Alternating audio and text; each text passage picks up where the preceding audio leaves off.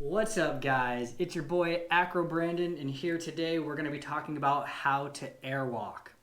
So I happened to jump on a thread earlier today, and somebody was doing pull-ups in a doorway doing an airwalk, asking for some particular tips. So I thought this would be a good opportunity to share something, but first we need to understand prances.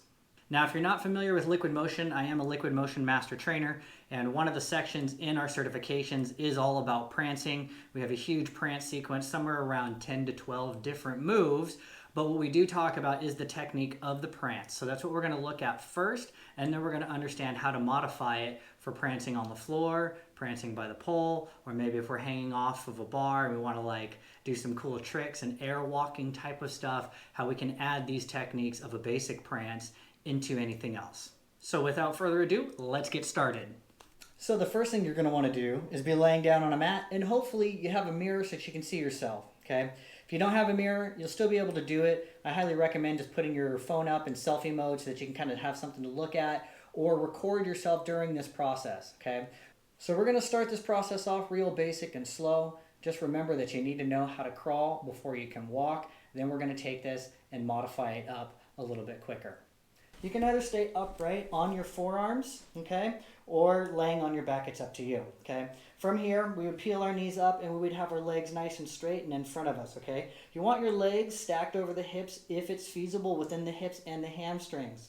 If you don't have that type of flexibility and you can only get your legs straight, keyword straight, okay? Just because you can get your feet over your head with bent knees, this does not count. So if you can't straighten your legs out right here, you need to figure out what that process is, right? Point the feet, straighten the legs, and then bring it up to that comfortable level, whatever it is. It doesn't really matter. It could be here, or if you're super flexible, it might even be closer to your face, okay? So I'm going to start out here a little bit further because this is easier on my hamstrings, okay? As we start our basic prance, we're going to take little baby steps, one after another, as we go back and forth.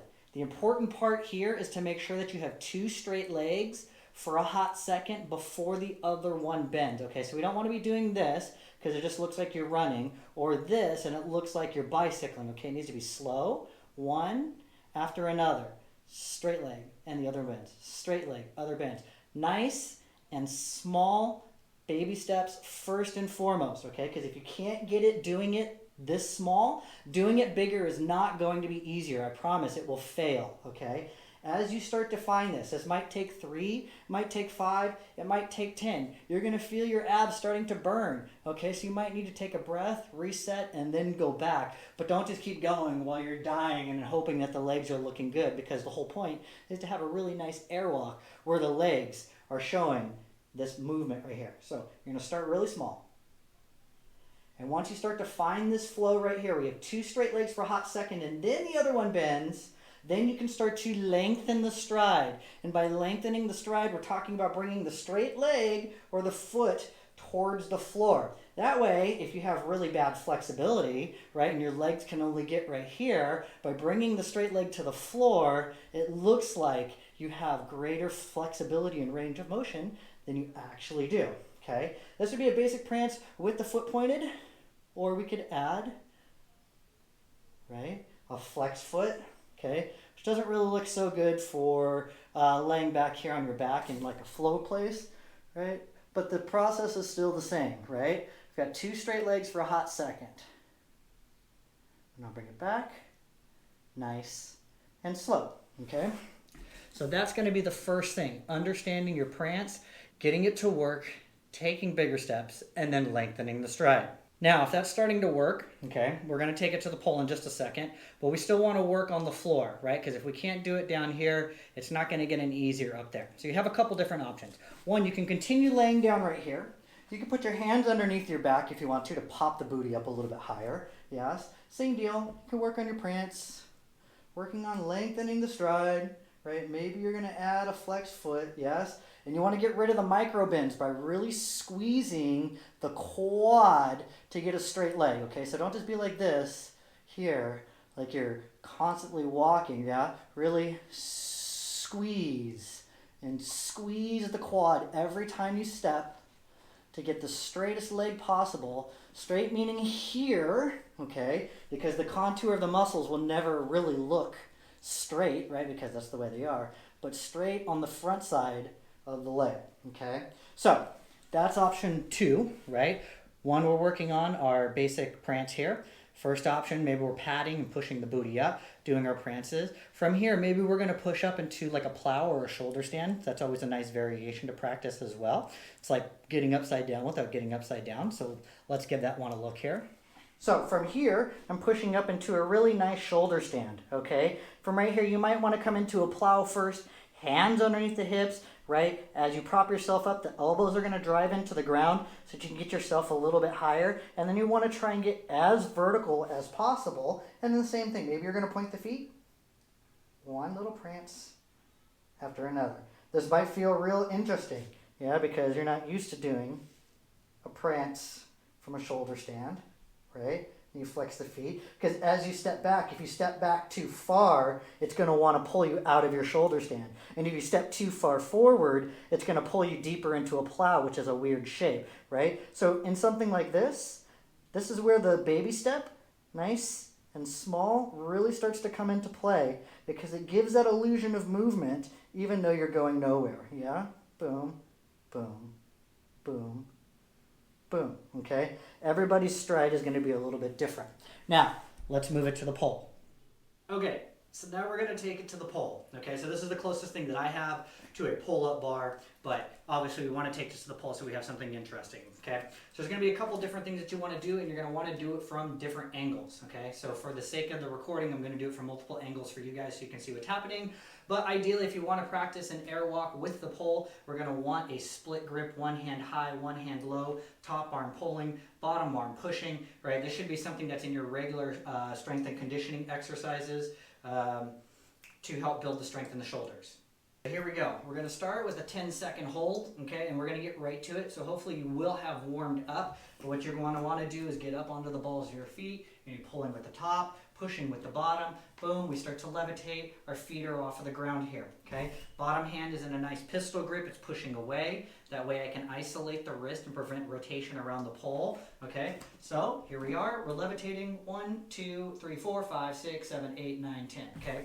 You need to have a hold like this. Otherwise, if you can't hold it for 10 seconds, you're not going to get a whole lot of air walking done.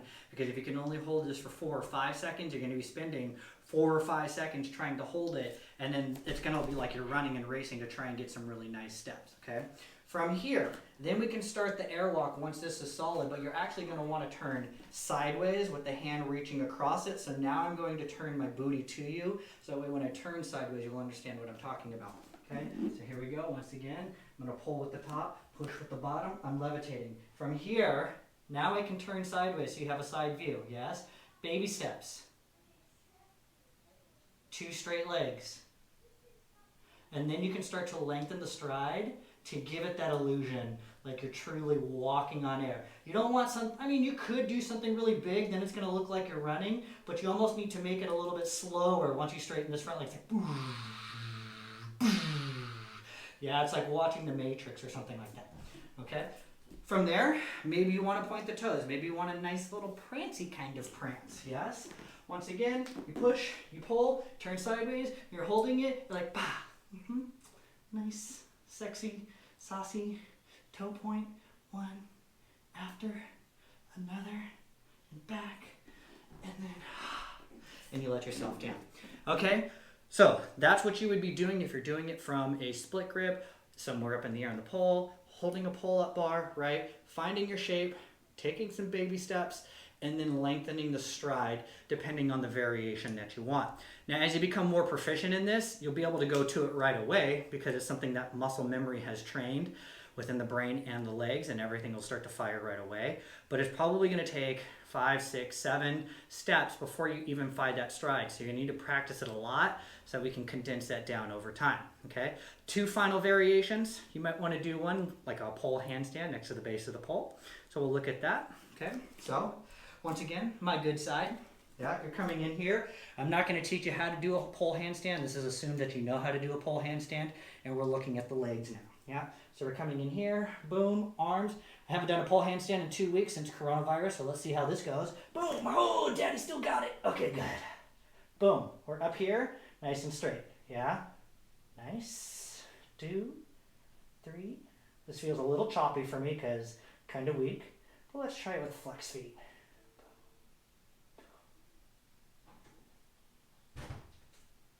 3, 4, 5, 6, and then coming back down. And that's if you want to do it from a pole handstand. Oh wait, I almost forgot. My money shot, the most infamous one of them all. Rudolph! No, just kidding. My shoulder mount airwalk. Let's do that for fun. One last thing for showboating, but all the variations, yeah? Here we go. Do we have space? We got space. Boom. We're here. We pull. We walk. 2, 3, 4, 5. I'm out of ceiling. And then we're done. All right. I hope you liked it. Hope this helps. Let me know if you have any questions, and I'll see you in the next video.